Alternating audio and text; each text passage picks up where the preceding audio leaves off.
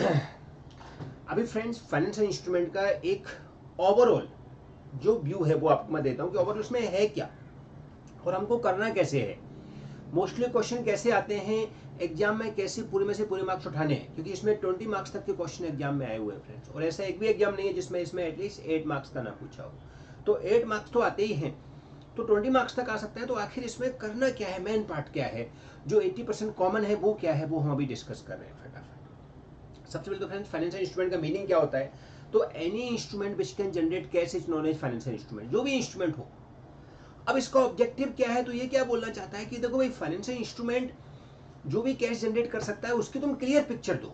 उसको तुम ऐसे मत दिखाओ कि कुछ बोल और रहे हो कर कुछ और रहे हो, क्लियर पिक्चर दिखाओ। वो क्लियर पिक्चर दिखाने को यहां बोला जाता है कि उसको फेयर वैल्यू पे दिखाओ, उसको करेक्ट वैल्यू पे दिखाओ।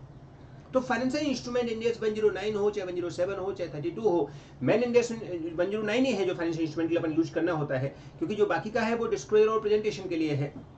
बट मेन जो पर्पज है वो फाइनेंशियल इंस्ट्रूमेंट का क्या है कि आप जो भी ट्रांजेक्शन दिखाओ उसका फेयर वैल्यू पे दिखाओ। फेयर वैल्यू से मतलब कैसा, जैसे कि आपने कन्वर्टेबल डिवेंचर इशू कर दिए जो कि इक्विटी शेयर में कन्वर्ट हो जाएंगे, आपका 3 है।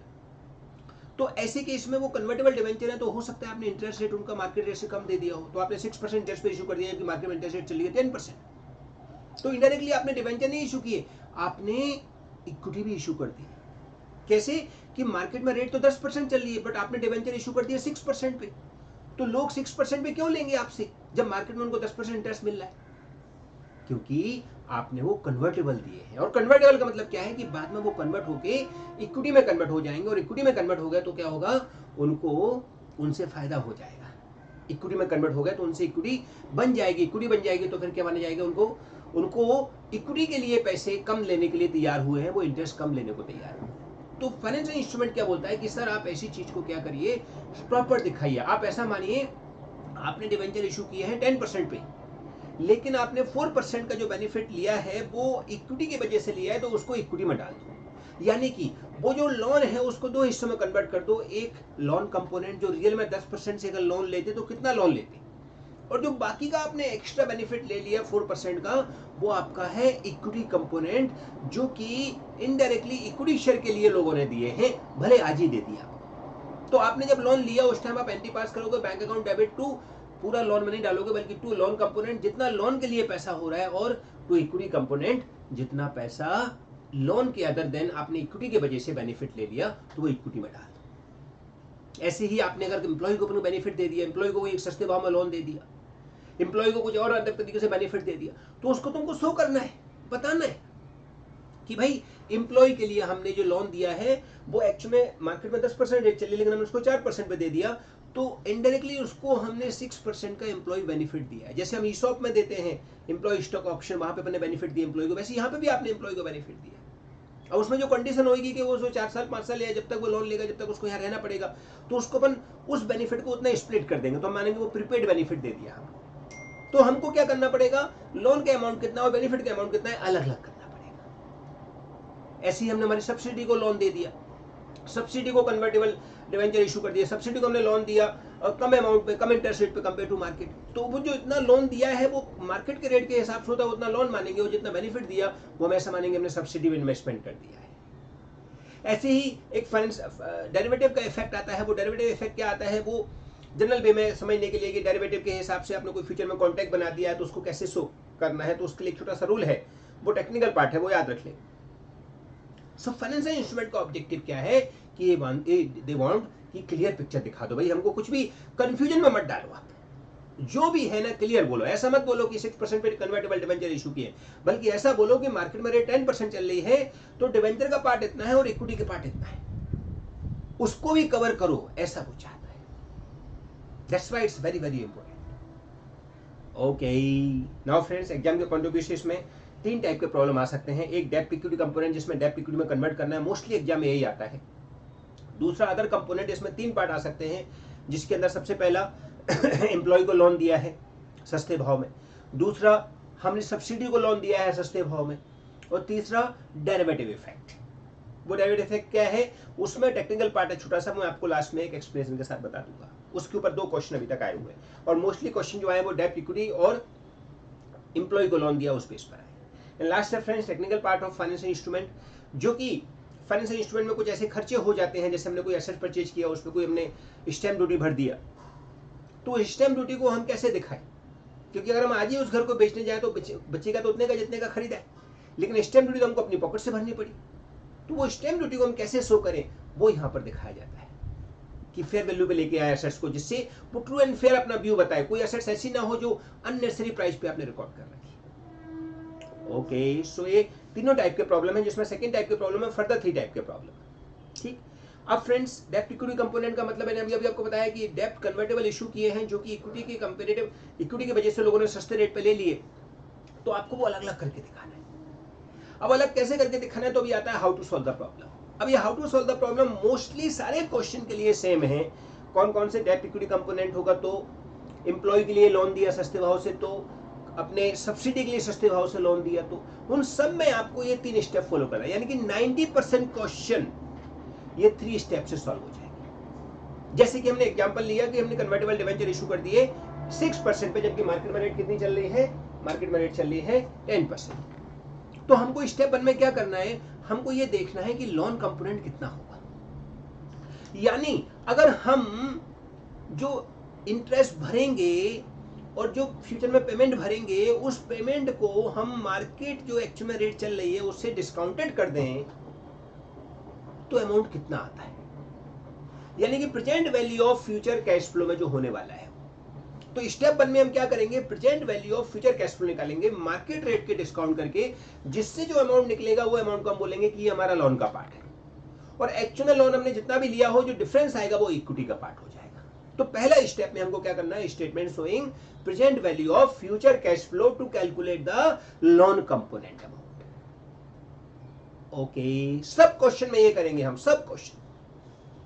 अब कभी कभी आपको ये जो लोन के अमाउंट है कितना रीपे करना है, अगर डायरेक्टली नहीं लिखा है तो उसका एक वर्क नोट अलग से बना देंगे कि भाई हर साल लोन का रीपेमेंट कितना किया जा रहा है। जैसे एम्प्लॉय से लोन लिया है तो कुछ प्रिंसिपल भी भर रहा है, कुछ इंटरेस्ट भर रहा है, तो वो अमाउंट कितनी भर रहा है वो कैलकुलेशन एक अलग से वर्क नोट में बना देंगे, अगर ऐसा कुछ आया तो। अदरवाइज डिवेंचर के केस में तो इंटरेस्ट ही भरना है, वो तो पता है पहले से, तो इंटरेस्ट तो डायरेक्टली कैलकुलेट कर लेंगे। ओके, सो अकाउंट स्टेटमेंट में क्या लिखा सबसे पहले कि we have to find statement showing present value of future cash flow, जहां पर हमने सारे ईयर का इनफ्लो आउटफ्लो का प्रेजेंट वैल्यू फैक्टर जो कि मार्केट में रेट चल रही है उसके हिसाब से आज की वैल्यू निकाल लेनी है।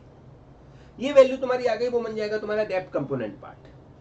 अब डेब्ट कंपोनेंट पार्ट इतना हुआ तो पूरा लोन अमाउंट जो है उसमें से डेब्ट कंपोनेंट हटा दो तो बचे हुआ क्या बन जाएगा, इक्विटी कंपोनेंट बन जाएगा। दिख रहा है, ये तुम्हारा पहला पार्ट होगा। इमीडिएटली आप चाहो तो एंट्री पास कर सकते हो कि आपने लोन लिया है तो बैंक अकाउंट डेबिट टू डेब्ट component to equity component.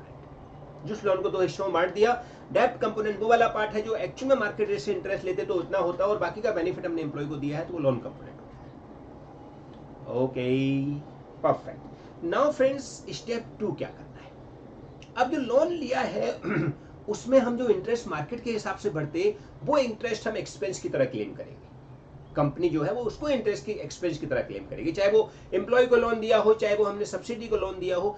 Expense की तरह कितना माना जाएगा कि अगर हम मार्केट रेट से इंटरेस्ट सामने वाले को देते, मार्केट रेट से सामने वाले को लोन देते, तो इंटरेस्ट कितना होता, तो उतना अमाउंट जो है वो लोन का अमाउंट है उसको हम रीपेमेंट शेड्यूल में कन्वर्ट करेंगे। ये सबसे इंपॉर्टेंट चार्ट है फ्रेंड्स, इसका नाम है स्टेटमेंट शोइंग रीपेमेंट शेड्यूल। माने जो लोन कंपोनेंट है उसको कैसे रीपे कर रहे हैं मार्केट रेट के हिसाब से इंटरेस्ट लगा के, उसको हमको बना के प्रेजेंट करना है, जिसमें हम क्या लिखेंगे, date, particular, interest amount, principal in instalment, फिर इंस्टॉलमेंट और बैलेंस प्रिंसिपल। ये जो चार्ट है वो चार्ट हम कई बार बहुत सारी जगह ऑलरेडी बना चुके हैं, एसएफएम में भी कई जगह बनाते हैं, और सीए इंटर में भी हमने हायर परचेज में ये बनाया हुआ है। अंडरस्टूड? सो ऐसे करके हमको इसको बना के तैयार कर लेना है। जित क्लियर? सो ये जो बना वो एक लोन रिपेमेंट शेड्यूल का पार्ट बन जाएगा। इस लोन रिपेमेंट शेड्यूल को क्या करेंगे हम, स्टेप 2 के अंदर जो लोन पार्ट आया है उसका रिपेमेंट कैसे हो रहा है वो शो करके बताएंगे। ठीक है, ये फॉर्मेट के हिसाब से। फिर स्टेप 3 में उसने मांगा होगा जनरल एंट्री, तो हम जनरल एंट्री प्रेजेंट कर देंगे। जैसे कि हमने लोन लिया उस टाइम हमने bank account debit to equity component to डेब्ट कंपोनेंट दिखा दिया। अब हर साल हम इंटरेस्ट जो भरेंगे उस इंटरेस्ट एक्सपेंस मानेंगे, टू कैश हमने भर दिया है, जो कैश नहीं भरा या जो कम पड़ा वो लोन बढ़ा देगा, तो लोन बढ़ा देगा तो टू लोन कंपोनेंट पार्ट हो जाएगा। अगर हमने ज्यादा अमाउंट भरा है तो लोन को कम कर देगा तो लोन अकाउंट डेबिट हो जाएगा। Should depend on the question. जैसे एम्प्लॉय के लिए है तो हम एम्प्लॉय जो है उससे हम प्रिंसिपल भी मंगाते हैं थोड़ा सा, जैसे ईएमआई के अंदर थोड़ा इंटरेस्ट होता है, थोड़ा प्रिंसिपल होता है, वैसे मंगाते हैं। अगर हमने इंटरेस्ट के बराबर भी पैसा नहीं मंगाया तो लोन बढ़ता जाएगा, इंटरेस्ट से ज़्यादा पैसा मंगाया तो लोन कम होता जाएगा, बेसिक सिस्टम बराबर। फिर इंटरेस्ट को पील में चार्ज कर देंगे, ऐसी ही एंट्री हम हर साल करते जाएंगे और लास्ट में जाके हम उन इक्विटी शेयर को कन्वर्ट कर देंगे, जो डिवेंचर उनको कन्वर्ट कर देंगे इक्विटी शेयर में, तो हम एंट्री पास कर देंगे कन्वर्टेबल डिवेंचर अकाउंट डेबिट। फिर जो इक्विटी कंपोनेंट हमने स्टार्टिंग में बना दिया था उस इक्विटी कंपोनेंट को डेबिट कर देंगे to equity share capital and to share premium. अगर हमको पता है शेयर का भाव क्या है तो जो फेस वैल्यू होगा वो शेयर प्रीमियम में जाएगा और बाकी का जो फेस वैल्यू होगा वो शेयर कैपिटल में जाएगा और बाकी का शेयर प्रीमियम में जाएगा। ओके तो फ्रेंड्स ऐसे 3 स्टेप में हर सबको करना है, चाहे वो डेब्ट इक्विटी कंपोनेंट वाला हो, चाहे वो एम्प्लॉय के लोन वाला हो, चाहे वो सब्सिडी को लोन दिया हो। ये तीनों स्टेप हर सब में सेम आएंगी। आप देख सकते हो मैंने एग्जाम के सारे क्वेश्चन आपको सॉल्व करवाए हैं, सबके अंदर हम सेम सिस्टम फॉलो कर रहे हैं। ओके ये क्वेश्चन जो हमने एग्जाम में का है वही हमने यहाँ भी किया हुआ है, इलस्ट्रेशन 2 है हमारी बुक में पेज नंबर 247 पे, तो वो भी आप कर सकते हो। ठीक है, अब वो एक्सपायरी से लाइफ से पहले अगर कन्वर्ट हो जाए, ऐसा भी कभी आता है, कभी कभी डिवेंचर को हमने बोला था 5 साल में कन्वर्ट करना, लेकिन उनको अपन ने थोड़ा जल्दी कन्वर्ट कर दिया, तो जिस दिन कन्वर्ट किया उस दिन हमारा लोन कंपोनेंट कितना है उसको डेबिट करो। इक्विटी कंपोनेंट तो पहले से हमारे पास फर्स्ट एंट्री में पड़ा हुआ है, लेकिन लोन कंपोनेंट हमारा जो लोन रिपेमेंट शेड्यूल बनाते हैं ना, उस लोन रिपेमेंट शेड्यूल में हमारे पास जिस ईयर में हम हैं उस ईयर में कितना लोन बचा है वो लोन को ही हम डेबिट करेंगे। सो अपन जो एंट्री पास करेंगे कन्वर्ट करने की, ये वाली एंट्री, वहां पे डिवेंचर जो लोन कंपोनेंट वाला पार्ट होगा उसमें जितना साल तक हम पहुंचे हैं उतना ही लोन को डेबिट करेंगे, अगर बिटवीन द पीरियड हमने उनको कन्वर्ट कर दिया तो। ठीक है, उसके ऊपर भी क्वेश्चन आया हुआ है फ्रेंड, वो भी क्वेश्चन आपको करवाया है। ठीक है, अब आता है ट्रांजेक्शन कॉस्ट। कभी कभी क्या हो जाता है, ट्रांजेक्शन कॉस्ट दे देता है अपन को कि भाई हमने ऐसे कोई 5% 2% एक्स्ट्रा कॉस्ट लगा, प्रोसेसिंग फीस जिसको बोलते हैं लोन लेने में, तो जो सारा काम करने में प्रोसेसिंग फीस भरना पड़ा, तो जो ट्रांजैक्शन कॉस्ट लगता है उसको भी यहाँ पर कंसीडर किया जाएगा। ऐसे केस में effective interest rate market rate से भी थोड़ी ज्यादा हो जाती है, तो वो क्वेश्चन में 99% केस में हमको बता देगा कि मार्केट में 15% रेट चल रही है, लेकिन because of this transaction cost effective rate हमारी 15.5 हो गई, सपोज 15.5 हो गई, तो हमको क्या करना है, हमको 15.5% के हिसाब से डिस्काउंटेड करना है। यानी कि मार्केट रेट हम 15% नहीं मानेंगे, बल्कि ट्रांजैक्शन कॉस्ट को इंक्लूड करके 15.5 हो गई है वो मानेंगे और उसके अकॉर्डिंग सम आगे बढ़ेंगे। ठीक है, उसके ऊपर भी हमने क्वेश्चन किया हुआ है फ्रेंड्स। ठीक है, सेम के सेम तरीके से करना है, खाली आपको क्या करना है, वो ट्रांजैक्शन कॉस्ट जो है उसके साथ में मिला के इंटरेस्ट रेट क्या हो जाएगी वो कैलकुलेट कर लेना है। वो जो मोस्टली 99% केस में क्वेश्चन में दिया रहेगा उस इंटरेस्ट रेट को हम यूज करेंगे। ठीक है, जैसे यहाँ देखो 15.86 यूज कर रहे हैं, एग्जाम का क्वेश्चन है, हमारे मॉड्यूल से ही आया है, क्योंकि आईसीआई के मॉड्यूल से ही सारे क्वेश्चन आते हैं और मेरी जो क्वेश्चन बुक है वो आईसीआई के ही मॉड्यूल है। ठीक है, ठीक, सो ऐसे करके हमने ये बना दिया। इसके सारे नोट्स लिखे हुए हैं, ये आप पढ़ लेना फ्रेंड्स, आपकी बुक के अंदर ही है। अब सेकंड पार्ट चालू होता है अदर कंपोनेंट। अदर कंपोनेंट में मैंने आपको बताया था एक एम्प्लॉय का लोन आएगा, तो जो एम्प्लॉय का लोन आएगा वो तो सेम का सेम होगा जैसे हमने अभी किया है। फर्स्ट कैलकुलेट करेंगे जो फ्यूचर प्रेजेंट वैल्यू में जो फ्यूचर इंस्टॉलमेंट देना है, वो इंस्टॉलमेंट कैसे कैलकुलेट की जाएगी, तो अगर कुछ कैलकुलेशन करने को बोलेगा तो अपन वैसे कैलकुलेट करके इंस्टॉलमेंट की अमाउंट निकाल देंगे। बाद में हमारे सेम स्टेप में आ जाएंगे statement showing present value of future cash flow, और फिर इसके बाद में स्टेप 2 में जो लोन रिपेमेंट शेड्यूल बनाना और स्टेप 3 में अकाउंटिंग एंट्री पास कर देंगे और हमारा काम खत्म हो जाएगा। इसके ऊपर भी एग्जाम में क्वेश्चन आया हुआ है, वही क्वेश्चन हमारे एक मॉड्यूल में भी दिया हुआ है, सेम का क्वेश्चन एग्जाम में भी आया है, वही मैंने सॉल्व कर पाए हैं। एग्जाम के क्वेश्चन भी आप देख लेना, और ये क्वेश्चन नंबर 1 जो है वो हमारे मॉड्यूल का है। ठीक है, तो इसको हमको आप कर लोगे तो सेम स्टेप 1 2 3 बनाना है। खाली जो रिपेमेंट की अमाउंट अगर वो नहीं दी है तो उसकी कैलकुलेशन अलग से वर्किंग नोट में बना देनी है कि कितना कितना एम्प्लॉय से मंगा रहे हैं हम पैसा, जितना मंगाएंगे उस हिसाब से वो फ्यूचर कैश फ्लो कितना है वो हमको कैलकुलेट करने को मिल जाएगा। वो भी एक जनरल बेस में कैलकुलेट किया जाएगा। ठीक है, नोट्स रीड कर लेना एक बार, उसके ऊपर सम किया है वो सम कर लेना आप। एग्जाम का सम करना चाहे ये करना, बात एक ही है। जैसे भी देखो क्वेश्चन 2 है, सेम क्वेश्चन जनवरी 21 में भी आया, जुलाई 21 में भी आया, सेम का सेम क्वेश्चन, तो वो आप कर सकते हैं। ठीक है भाई,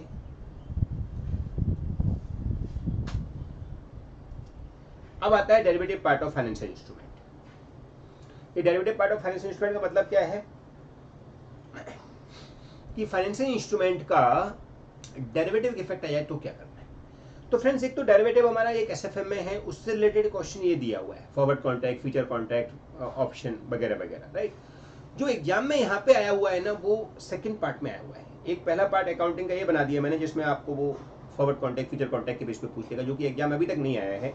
लेकिन एग्जाम में मोस्टली क्या आता है कि assessment of the arrangement using the derivative, that is whether arrangement is derivative financial liabilities और डेरिवेटिव फाइनेंशियल इक्विटी। माने आपको ये बताना है कि जो अरेंजमेंट किया है फ्यूचर के लिए वो डेरिवेटिव फाइनेंशियल लायबिलिटीज है या इक्विटी है। लायबिलिटीज कब होगा? जब हमको वो कंपलसरी देना है। इक्विटी कब होगा? जब हमारे घर का ही है। तो उसके लिए क्या है, 3 कंडीशन अगर फिलफिल हो रही है, 3 कंडीशन, तीनों फिलफिल अगर हो रही है तो उसको हम डेरिवेटिव लायबिलिटीज मानेंगे, और अगर तीनों में से एक भी कंडीशन फिलफिल नहीं हो रही है तो उसको हम डेरिवेटिव इक्विटी मानेंगे, फाइनेंशियल इक्विटी मानेंगे। ठीक है, कंडीशन क्या क्या है? Value of contract change in response to change in the market value, मतलब जो कॉन्ट्रैक्ट है वो मार्केट के रिस्पॉन्स के बेस पर चेंज होता रहना चाहिए। और there is no initial net investment, हमारी पॉकेट से इनिशियल में कुछ जाना नहीं चाहिए। और it will be settle in future date, ऐसा मेंशन होना चाहिए। तो अगर वो होगा तो हम उसको क्या मानेंगे कि वो इक्विटी फाइनेंशियल लायबिलिटीज है, डेरिवेटिव फाइनेंशियल लायबिलिटीज है। और ऐसा बोल के हम उसका रिपेमेंट करने का भी क्वेश्चन कर देंगे, जिसके लिए मैंने एग्जाम का क्वेश्चन करवाया हुआ है। इवन हमारी बुक में भी क्वेश्चन 3 दिया हुआ है, जिसको भी हमने सॉल्व किया हुआ है, क्वेश्चन 3 ऑफ पेज नंबर 348। और सिमिलर क्वेश्चन मई 2018 में भी पूछा और जनवरी 21 एग्जाम में भी पूछा गया है। जनवरी 21 में उसने जनरल एंट्री नहीं मांगी है, खाली क्या मांगा है, एक्सप्लेनेशन। और मई 18 में उसने जनरल एंट्री भी मांगी। अभी सारे एग्जाम के क्वेश्चन मैंने जो आपको सॉल्व करवा के दिए हैं, तो वहां पे आप इनको इमीडिएटली चेक कर लीजिए, तो आपको क्वेश्चन भी सॉल्व कैसे करना है वो भी समझ में आ जाएगा। क्योंकि मैंने क्या है, अभी एक्सप्लेनेशन दे रहा हूँ सारा का सारा। क्वेश्चन इसके बाद मैंने सारे के सारे एग्जाम के करवाए हुए हैं, मई 22 से लेके मई 18 तक, बराबर है। तो वो क्वेश्चंस आप अभी इसके बाद में देख लेना, तो आपको वो सब क्लियर मिल जाएगा। अब ये वाला part friends, technical part of financial instrument जो है, जो मैं आपको बता रहा था कि अगर हमने कोई एक्सपेंस इनकर्ड किया से असेट्स को बाय करने में, जैसे एग्जांपल के लिए आपने कोई फ्लैट परचेज किया मुंबई के अंदर, रीसेल में परचेज किया, से 2 CR का फ्लैट है। अब 2 CR का फ्लैट आपने परचेज कर लिया, लेकिन उस फ्लैट परचेज करने पर आपको ब्रोकरेज भरना पड़ा, खर्चा भरना पड़ा, कुछ स्टैम्प ड्यूटी भरनी पड़ी, तो वो सब खर्चे मिला के 2 करोड़ का खर्चा आपका फ्लैट का कॉस्ट हुआ, प्लस 10 लाख का आपका एक्स्ट्रा खर्चा हो एग्जाम्पल। अब वो 10 लाख तुमने एक्स्ट्रा भरे तो आपको हाथ में कितना आया? तो एज पर इंड AS 16 हम क्या बोलेंगे, फ्लैट की कॉस्ट हमारे लिए 2 करोड़ 10 लाख की है कि नहीं? यस। अब वो 2 करोड़ 10 लाख की कॉस्ट हमारी बुक्स में हम दिखाएंगे, और सपोज करो हम फ्लैट आज ही बेचने वाले हैं, तो कितने का बेचेगा? जितने का हमने खरीदा उससे ज्यादा तो नहीं बेचेगा। तो इसका मतलब 2 करोड़ का ही बेचेगा, तो हमने 10 लाख का खर्चा तो एक्स्ट्रा बियर कर लिया। हाँ, आगे 2 साल बाद, 1 साल बाद, 5 साल बाद हो सकता है उसका भाव बढ़ जाए, लेकिन आज तो हमने उसको फेयर वैल्यू से डिफरेंट पे में रिकॉर्ड कर लिया, क्योंकि आज की फेयर वैल्यू उसकी 2 करोड़ की। तो यहाँ पर उसको रिकॉर्ड करने के उसने 3 मेथड बताए हैं। उन तीनों मेथड में से हम किसी मेथड में सिस्टम में डाल सकते हैं। वो मेथड क्या है? एक है amortisation method. Amortisation cost method कैसा होता है? जैसा इंडिया 16 फॉलो करता है, बोलता है कि कॉस्ट जो इनकर्ड हुई है वो सारी आप तो कॉस्ट असेट्स का पार्ट मानो, और उस कॉस्ट को इकट्ठा पीएल में असेट्स के अंदर ऐड कर दो, दिमाग मत लगाओ। तो उसको अमोर्टाइजेशन मेथड बोलते हैं। यानी कि जैसा हम इंडिया 16 में करते हैं, all cost till assets get ready to use, सारी कॉस्ट उसमें ऐड कर दो, उसको ही तुम क्या मान लोगे? असेट्स का कॉस्ट। ठीक है, तो अमोर्टाइजेशन मेथड मतलब रेगुलर मेथड। फिर दूसरा आता है fair value through PNL, FVTPL। ये क्या बोलता है कि ये जो एक्सपेंस हुआ है उसको तुम FVTPL अकाउंट में रखो, उसको तुम कॉस्ट में ऐड मत करो, अलग से उसी अकाउंट में रखो, और अलग से अकाउंट में रख के फ्यूचर में जब उसको बेचो तब उस FVTP को खत्म करो आप, जब तक उसको रहने दो। सेम वे में OCI बोलता है, अदर कॉम्प्रहेंसिव इनकम, कि आप OCI अकाउंट में रहने दो उसको, और जब उसको आप कुछ सेल करो, कुछ प्रोसेस करो, तब उस OCI अकाउंट को खत्म करो। यानी कि अमोर्टाइजेशन मेथड में हम इंडिया 16 का अकाउंट जैसा करते हैं वैसे ही असेट्स की कॉस्ट में ऐड कर देंगे, और बाकी के दोनों मेथड में हम क्या करेंगे, जो असेट्स है उसका खर्चे हुए हैं उनको अलग से या तो FVTPL अकाउंट में रखेंगे या फिर OCI अकाउंट में रखेंगे। ओके, उसके ऊपर मैंने एंट्री भी पास करवाई हुई है फ्रेंड्स। ये देखो, असेट्स टू बैंक, पूरा का पूरा खर्चा इकट्ठा कॉस्ट डाल दिया असेट्स में, फिर assets transaction cost to cash bank, और ट्रांजेक्शन कॉस्ट को FVTPL अकाउंट में डाल दिया। फिर तीसरे केस में OCI में डाला, तो ट्रांजेक्शन कॉस्ट को OCI में डाल दिया, और फिर OCI अकाउंट पड़ा रहा हमारे पास। अब इसका सम करवाने के लिए मैंने क्या किया है, एक सम, एग्जाम में अभी तक ऐसे क्वेश्चन नहीं आए हैं न्यू सिलेबस में, ओल्ड सिलेबस में बहुत सारे आए थे, तो एक सब मैंने एग्जाम का लिया हुआ जो पास्ट एग्जाम है या पास्ट जो आपके फाइनेंशियल इंस्ट्रूमेंट ओल्ड सिलेबस में हुआ करता था, वहाँ से मैंने एक क्वेश्चन लिया है जिसके अकॉर्डिंग इसका ट्रीटमेंट कैसे करना है वो मैंने दिखाया। तो ये तीनों केस यहाँ पर दिए हैं कि अगर इस खर्चे को अमोर्टाइजेशन कॉस्ट माने तो क्या करेंगे, तो असेट्स की कॉस्ट में ऐड कर देंगे डायरेक्टली, तो फाइनेंशियल असेट्स में ऐड हो जाएगा। अगर उसको अपन एफवीटीआई माने तो ऐसे केस में उसको फाइनेंशियल जो असेट्स है उसको कहाँ डाल देंगे, एफवीटीआई अकाउंट में डाल देंगे। और अगर ओसीआई में ट्रांसफर करें तो जो ट्रांजेक्शन कॉस्ट हो रही है उसको हम ओसीआई में डाल देंगे। ये देखो एफवीटीसीआई और ओसीआई में डालना है। तो ऐसे हम फाइनेंशियल असेट्स को गेन इन फाइनेंशियल असेट्स करके और एफवीटीआई ओसीआई अकाउंट में डाल देंगे। ठीक है, तो एक बार आप ये सम भी देख सकते हो फ्रेंड्स, जिसके बाद में आपका फाइनेंशियल इंस्ट्रूमेंट 100% खत्म हो जाएगा। ठीक है, अब ये नोट्स एक बार अच्छे से रिवाइज कर लो आप या रीड कर लो, और उसके बाद में जो मैंने एग्जाम के सम लगवाए हैं उनको आप लगा लीजिए फ्रेंड्स। आई एम श्योर कि आप फाइनेंशियल इंस्ट्रूमेंट में मास्टर बन जाओगे। इससे ज़्यादा फाइनेंशियल इंस्ट्रूमेंट में कुछ नहीं आता है। Okay friends, any question, any doubt? ये हमने फाइनेंशियल इंस्ट्रूमेंट का एक ओवरव्यू लिया है। नोट्स के साथ आप इसको यूज करो तो आप एकदम मास्टर बन जाओ। Okay, very good. क्वेश्चन सारे मैंने इसके बाद करवाए हुए हैं, उन क्वेश्चंस को आप देख लीजिए। तो सारे क्वेश्चन लाइन से करोगे तो हर एक के मैंने थोड़ा एक्सप्लेनेशन भी दिया है बीच बीच में, जिससे आपको और समझ जाए, क्योंकि ये तो मैंने ओवरव्यू का एक्सप्लेनेशन दिया है, हर एक का एक्सप्लेनेशन और दिया है, जिससे उस टाइम जब क्वेश्चन करेंगे तब आपको इमीडिएटली समझ जाए। बाकी की 90% सम 3 स्टेप में सॉल्व होंगे, जो कि हमारी step 1 statement showing present value of future cash flow to get the loan component, step 2 loan repayment schedule to get the PNL account में कितना इंटरेस्ट चार्ज करना है हर साल, एंड थर्ड जनरल एंट्री जिसकी बुक में मांगेगा उसके यहाँ पे journal entry. Okay, thank you so much.